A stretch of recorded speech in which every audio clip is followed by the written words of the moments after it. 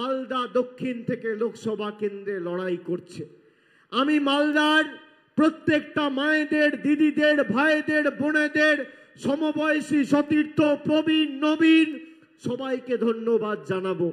তার কারণ 2021 সালে তৃতীয়বার মমতা বন্দ্যোপাধ্যায়ের সরকারকে প্রতিষ্ঠা করতে যে কটি রাজ্য অগ্রণী ভূমিকা পালন করেছে তার মধ্যে মালদা জেলা অন্যতম। এবং এই মালদা দক্ষিণ লোকসভা অন্তর্গত প্রায় ইংলিশ বাজার ছাড়া বাকি 6টা আসনেই, মুর্শিদাবাদের 2টো আর এদিকের 5টার মধ্যে 4টে, 6টা আসনেই আপনারা তৃণমূল কংগ্রেসকে বিপুল ভোটে জয়যুক্ত করেছিলেন। আমি বলবো এই আশীর্বাদ, দোয়া, ভালোবাসা, সমর্থনের হাতটা যেন অব্যাহত থাকে। আর যাই হোক, আমরা এদের কাছে মাথা নত করিনি আর আগামী দিনও করব না। অনেক চেষ্টা করেছে সিবিআই, ইডি, কেন্দ্রীয় তদন্তকারী সংস্থা, প্যারামিলিটারি ফোর্স, এনআইএ দিয়ে ধমকে চমকে তৃণমূল কংগ্রেসকে দমিয়ে রাখতে। কিন্তু তৃণমূল কংগ্রেস বিশুদ্ধ লোহা। একটা লোহায় আপনি যতবার হাতুড়ি মারবেন, যত আঘাত করবেন, যত পোড়াবেন, যত তাতাবেন, যত প্রহার করবেন, সেই লোহা তত শক্তিশালী হয়। তৃণমূল কংগ্রেসও বিশুদ্ধ লোহার মতো। আমি আপনাদের বলি, এত চেষ্টা করেছে তাও কিন্তু আমাদের দমিয়ে রাখতে পারেনি। আর যাই হোক, আপনাদের আশীর্বাদ সমর্থনকে নিয়ে তৃণমূল কংগ্রেস দিল্লির বুকে যেমন কংগ্রেসের বাংলার নেতারা সমঝোতা করেছে, আমরা আমৃত্যু আপনার সমর্থনকে সামনে রেখে লড়াই করব, বশ্যতা স্বীকার করব না দিল্লির কাছে, আত্মসমর্পণ করব না, মেরুদণ্ড বিক্রি করব না। আমাদের যদি মাথা নত করতে হয়, আমরা সাধারণ মানুষের কাছে করব, খেটে খাওয়া শ্রমিকের কাছে করব, কৃষকের কাছে করব, বাংলার মা ভাইদের কাছে করব, ঈশ্বরের কাছে করব, আল্লাহর কাছে করব, সর্বশক্তিমানের কাছে করব। কিন্তু দিল্লির স্বৈরাচারীদের কাছে, অত্যাচারীদের কাছে, বাংলা বিরোধীদের কাছে, বহিরাগতদের কাছে তৃণমূল কংগ্রেস মাথা নত করবে না। তাই আপনারা নিশ্চিন্তে, নির্দ্বিধায়, মাথা উঁচু করে আগামী 7 তারিখ শাহনওয়াজকে ঘাসের উপর জোড়া ফুল চিহ্নে ভোট দিয়ে 3 লক্ষের বেশি ব্যবধানে জেতানোর শপথ আজকে এই সভা থেকে নেবেন। এবং আগামী দিন যাতে সবথেকে বেশি ব্যবধান এই বিধানসভা থেকে হয়, বৈষ্ণবনগর থেকে হয়, সেটা আপনাদের সুনিশ্চিত করতে হবে। আমি আপনাদের বলছি, 2021-এ আপনারা ভোট দিয়েছেন, 2019-এ ভোট দিয়েছেন। 2019-এ ভোট কাটাকাটি করতে গিয়ে একটায় কংগ্রেস আর একটায় বিজেপি জিতেছে। আপনি দেখুন বিজেপি প্রার্থী কত ভোটে জিতেছে উত্তর মালদা সিট, আর কংগ্রেস কত ভোটে জিতেছে দক্ষিণ মালদা সিট। আজকে তৃণমূল কংগ্রেসকে সর্বত্র আপনারা যারা এখানে এসছেন, নিজের পাড়ায়, নিজের অঞ্চলে, নিজের গ্রামে গিয়ে লোককে বলবেন কংগ্রেসকে, বিজেপিকে দিয়ে ভোট নষ্ট করবেন না। আমি আপনাদের দ্ব্যর্থহীন ভাষায় বলছি, আপনারা নিজেদেরকে জিজ্ঞেস করুন, 2019-এ আপনারা ভোট দিয়েছেন, 2021-এ আপনারা ভোট দিয়েছেন। 2021-এ যে উচিত শিক্ষা বিজেপিকে দিয়েছেন অমিত শাহ, নরেন্দ্র মোদী, বিজেপির অশ্বমেধের ঘোড়াকে এই মালদা, মুর্শিদাবাদ, বর্ধমান, হুগলি, কুচবিহার, জলপাইগুড়ি, নদিয়া, আপামর জনসাধারণ বাংলাবাসী বিজেপির অশ্বমেধের ঘোড়াকে আটকে দিয়ে যে আনন্দ পেয়েছেন 2019 সালে আপনারা পাননি। তাই এদেরকে উচিত শিক্ষা একমাত্র তৃণমূল কংগ্রেস দিতে পারে। আপনি দেখুন কংগ্রেস অনেক রাজ্যে ক্ষমতায় রয়েছে, সেখানে কংগ্রেসের দল ভাঙিয়ে নিয়ে বিজেপি নির্বাচনে জিতছে। আমাদের দল ভাঙাতে এসেছিল 2021 সালে, কি হলো? লবডঙ্কা। যে কটা গেছিল লাইন দিয়ে সুসুর করে আবার পরের দিন ফিরে এসছে। আর তাদেরকেও সবাইকে নিয়ে যে পাপের প্রায়শ্চিত্ত করবে, তারপর দলে জায়গা পাবে। বিজেপি যে ভাষায় বোঝে সে ভাষায় তৃণমূল কংগ্রেস জবাব দিতে জানে। বিজেপি তৃণমূল কংগ্রেসের একটা বিধায়ক ভাঙলে আমরা এদের 4টে ভাঙতে জানি, একটা সাংসদ ভাঙলে আমরা 4টে ভাঙতে জানি। প্রয়োজনে দেব মোরা 1 নদী রক্ত, হোক না পথের বাধা প্রস্তুর শক্ত। অবিরাম লড়াইয়ের চির সংঘর্ষে একদিন সে পাহাড় টলবে, জনতার সংগ্রাম চলবে। আগামী 4 তারিখ ভোট বাক্স খুলবে। আপনি লিখে রাখুন, এই স্বৈরাচারী সরকারের পতন খালি সময়ের অপেক্ষা। তৃণমূল কংগ্রেসকে জেতান, বাংলার বুকে যেমন মামাটি মানুষের সরকার প্রতিষ্ঠা করে প্রতিশ্রুতির বাস্তবায়িত হতে আপনারা দেখেছেন, একইভাবে 2024 সালে ভারতবর্ষের বুকে একটা প্রগতিশীল, গণতান্ত্রিক, ধর্মনিরপেক্ষ, সংবেদনশীল সরকার তৈরি হবে এবং মানুষের স্বার্থে সে সরকার কাজ করবে, মানুষের জন্য সে সরকার কাজ করবে। এবং আমরা কথা দিয়েছি, বিজেপির ইস্তাহার পত্র দেখুন, বিজেপির সংকল্প পত্রে বস্ত্র, অন্ন, বাসস্থান, শিক্ষা, স্বাস্থ্য, কর্মসংস্থান নিয়ে একটা শব্দ কোথাও কিছু লেখা নেই। কি বলেছে? বলেছে বিজেপি যদি ক্ষমতায় আসে তাহলে আর নির্বাচন হবে না, 1 নেশন 1 ইলেকশন। মানে 5 বছরে যেখানে আপনি পঞ্চায়েতে ভোট দিচ্ছেন, পুরসভায় ভোট দিচ্ছেন, বিধানসভায় ভোট দিচ্ছেন, লোকসভায় ভোট দিচ্ছেন, সেখানে আপনার সব অধিকার কেড়ে নেওয়া হবে এবং 5 বছরে আপনি একবার ভোটাধিকার প্রয়োগ করার সুযোগ পাবেন। অন্ন, বস্ত্র, বাসস্থান নিয়ে কিছু লেখা নেই। 100 দিনের গরিব মানুষের টাকা 2 বছর ধরে এই বিজেপির সরকার বন্ধ করে রেখেছিল। আজকে বিজেপির প্রার্থী বড় বড় ভাষণ দিচ্ছে, গাড়ি নিয়ে ঘুরছে আর নিজেকে নির্ভয়া বলে দাবি করছে। আপনি নির্ভয়া নয়, আপনি নির্মম, আপনি বেহায়া, আপনি নিরুদ্দেশ, আপনি ব্যর্থ, আপনি মানুষকে বঞ্চিত, লাঞ্ছিত, অত্যাচারিত, শোষিত করে রাখার দলের প্রতিনিধি। তাই আর যাই হোক, মানুষ আপনাকে ভোট দেবে না। তার কারণ মালদার মানুষ জানে বিজেপিকে ভোট দেওয়া আর খাল কেটে কুমির আনা এক। আমি আপনাদের বলছি, কানে শুনে নয়, চোখে দেখে ভোট দিন।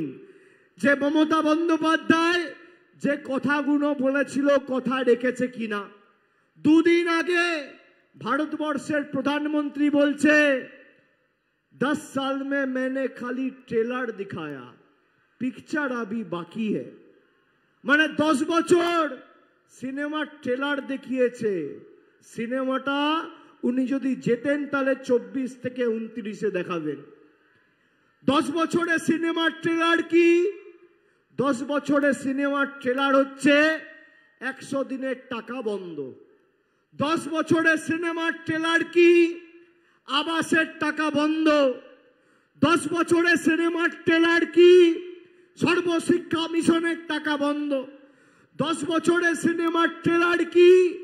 রাস্তার টাকা বন্ধ। 10 বছরের সিনেমার ট্রেলার কি?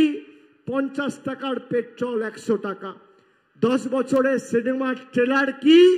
40 টাকার ডিজেল 92 টাকা। 10 বছরের সিনেমার ট্রেলার কি? 400 টাকার রান্নার গ্যাস 1000 টাকা। 10 বছরের সিনেমার ট্রেলার কি? 3 টাকার ডিম 7 টাকা।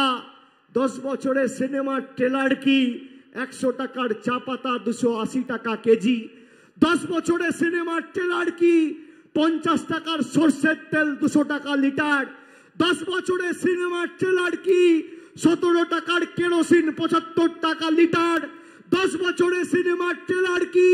40 টাকার ডাল 150 টাকা কেজি, 10 বছরের সিনেমার ট্রেলার কি 70 টাকার রসুন 430 টাকা কেজি। এরপরও সিনেমা দেখতে চান নাকি? সিনেমা দেখতে চান কি মায়েরা ভাইরা দেখতে চান? বিজেপির নেত্রী 7 দিন আগে কুচবিহারে বলেছে যে আমরা যদি নির্বাচনে জিতি তাহলে লক্ষ্মীর ভান্ডার বাংলায় বন্ধ করে দেবো। আমি বলছি না, বিজেপির নেত্রী বলেছে। আপনাদের সেই কথাটা আমি শোনাচ্ছি, আপনারা শুনুন। কুচবিহার জেলার সহসভানেত্রী সহসভাপতি দীপা চক্রবর্তী 7 দিন আগে কুচবিহারের মঞ্চ থেকে কি বলেছে শোনেন।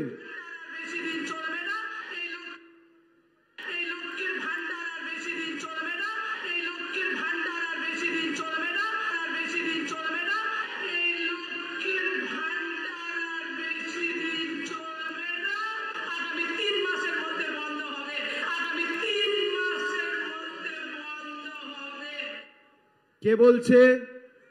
বিজেপি বলছে লক্ষ্মীর ভান্ডার আর বেশি দিন চলবে না, আগামী 3 মাসের মধ্যে বন্ধ হবে। একদিকে নরেন্দ্র মোদী আধার আর প্যান কার্ডের লিঙ্ক করার নাম করে গরিব মানুষের থেকে 1000 পয়সা দুয়ারে রেশন দিচ্ছে। একজন ভাষণ দিচ্ছে আর একজন রেশন দিচ্ছে। কার কথায় বিশ্বাস করবেন? কার কথায় বিশ্বাস করবেন? বিজেপির প্রতিশ্রুতি হচ্ছে ভাঙা অডিও ক্যাসেট, আর তৃণমূলের প্রতিশ্রুতি হচ্ছে হাই কোয়ালিটির ডিভিডি। আমি কেন বলছি হাই কোয়ালিটির ডিভিডি? অডিও ক্যাসেট আপনি টেপে চালাবেন, কানে শুনতে পাবেন, চোখে দেখতে পাবেন না। আর ডিভিডি চালালে আপনি শুনতেও পাবেন, দেখতেও পাবেন, যা বলে তা করে। প্রধানমন্ত্রী 7 দিন আগে জম্মু কাশ্মীর থেকে ভাষণ দিয়ে বলছে যারা মাছ খায় তারা দেশ বিরোধী, হিন্দু বিরোধী। আপনারা কারা কারা মাছ খান একটু হাত তুলুন তো। কারা কারা মাছ খান হাত তুলুন। যারা মাছ খান হাত তুলুন, হাত নামাবেন না, হাত তুলুন। দেশের প্রধানমন্ত্রী আপনারা মাছ খান বলে আপনাদের দেশ বিরোধী বলছে, হিন্দু বিরোধী বলছে। আপনি ভাবুন, এরা খালি আপনার ভোট চায় না, আপনি কি খাবেন, কোথায় যাবেন, কোন রাস্তা দিয়ে হাঁটবেন, কি রঙের জামা পরবেন, কাকে ভালোবাসবেন, কার সাথে থাকবেন, কার সাথে ঘর করবেন, কার সাথে কথা বলবেন, কাকে ফোন করবেন, নিদান দিচ্ছে কেন্দ্রের সরকার। এ খালি আপনার ভোট চায় না। এরা এই যে ভাষণ দিয়েছিল, अच्छे दिन आने वाले हैं, এই করব তাই করব, অমুক করব তসুক করব। আপনারা বলুন তো, মালদার জন্য 10 পয়সার আপনি একটা লোক আমাকে দেখান মালদায় যার হাতে 10 বছরে নরেন্দ্র মোদী সরকার একটা নিয়োগপত্র তুলে দিয়েছে। আপনি দেখান আমাকে যে কংগ্রেসের সাংসদ বা বিজেপির সাংসদ একদিনের জন্য এই 5 বছরে মালদার কোনো বুথে একটা সভা করে 10 পয়সার বাড়তি কাজ দিল্লি থেকে এনেছে। কেউ দেখাতে পারবে? একটা বুথে কোনো উন্নয়নমূলক পরিষেবা এরা পৌঁছেছে, কোনো কাজ হয়েছে? আর অন্যদিকে মমতা বন্দ্যোপাধ্যায়ের সরকার, আমি আপনাকে বলছি, খালি মালদা জেলায় 100 দিনের বঞ্চিত শ্রমিক যাদের টাকা কেন্দ্র বন্ধ করে রেখেছিল, আমরা 3,03,157 জন শ্রমিকের অ্যাকাউন্টে ফেব্রুয়ারি মাসে ডাইরেক্ট ব্যাংক ট্রান্সফার করে 100 দিনের বকেয়া পাওনা পৌঁছে দিয়েছি। 3,03,157 শুধু মালদা জেলা। এই মালদা জেলায় 9,44,652 জন মায়েদের, দিদিদের, বৌদিদের 9,44,652 জনকে লক্ষ্মীর ভান্ডার দিচ্ছে আমাদের সরকার। এই মালদা জেলায়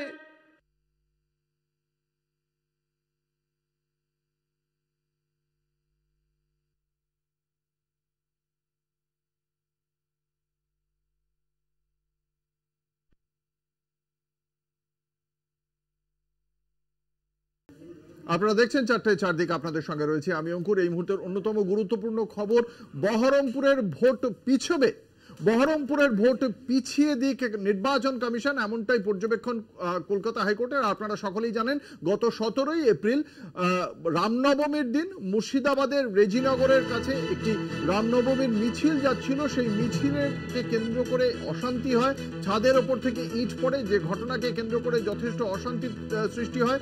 সেই ঘটনার প্রেক্ষিতে পরবর্তীকালে আমরা দেখেছি কমিশনের পক্ষ থেকে পদক্ষেপ করা হয়, সংশ্লিষ্ট 2 অফিসারকে অপসারিত করা হয়েছিল ওই থানা থেকে।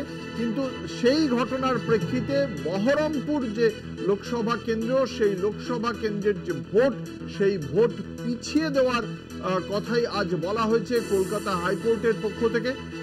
এনআইএ তদন্ত চেয়ে মামলা করা হয়েছিল, রাজ্যকে হলফনামা আকারে রিপোর্ট দেওয়ার নির্দেশ দেওয়া হয়েছে। এই মামলার শুনানি রয়েছে আগামী শুক্রবার।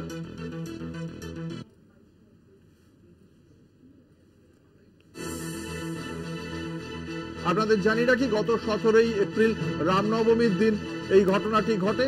রামনবমী সংক্রান্ত একটি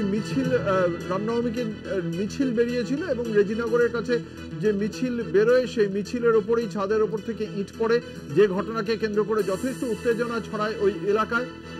তারপরেই এই ঘটনার প্রেক্ষিতে তদন্তের নির্দেশ দেওয়া হয়, সংশ্লিষ্ট 2 অফিসারকে অপসারিত করা হয়। সেই ঘটনার প্রেক্ষিতে এই পদক্ষেপ। বিশদে জানবো কলকাতা হাইকোর্টের পক্ষ থেকে ঠিক কি বলা হয়েছে। আমাদের সঙ্গে রয়েছেন আমাদের প্রতিনিধি পীযূষ কান্তি নাগ। পীযূষ, কি জানতে পারা যাচ্ছে মহামান্য আদালতের পক্ষ থেকে সুনির্দিষ্টভাবে কি বলা হয়েছে এ বিষয়ে?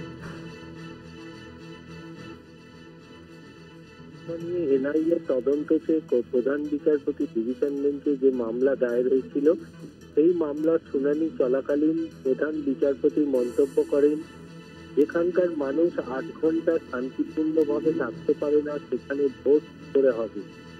তিনি নির্বাচন কমিশনের কাছে পর্যবেক্ষণে জানান যে নির্বাচন কমিশন যদি এই অঞ্চলে ভোট পিছিয়ে দেন, অর্থাৎ বিলম্বে ভোট করেন, তাহলে সেক্ষেত্রে মানুষ সেই সঠিকভাবে ভোট দিতে পারবে।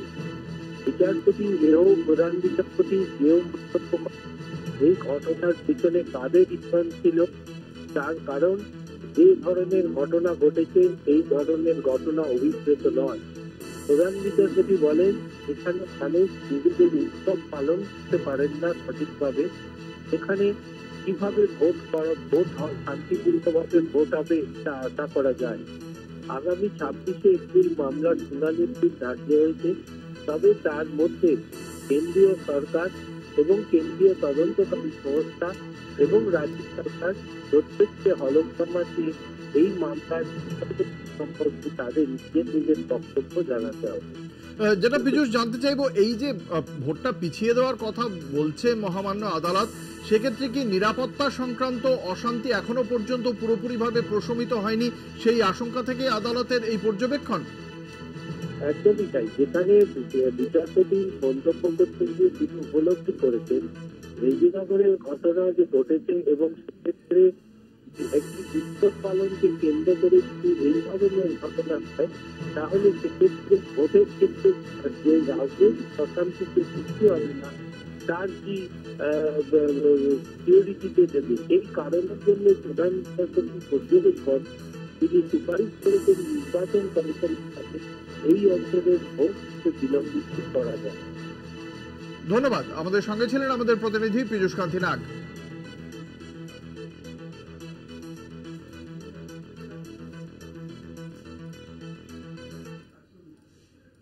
4টে 4 দিকে পর্যন্তই দেখতে থাকুন কলকাতা টিভি, রাত দিন 7 দিন।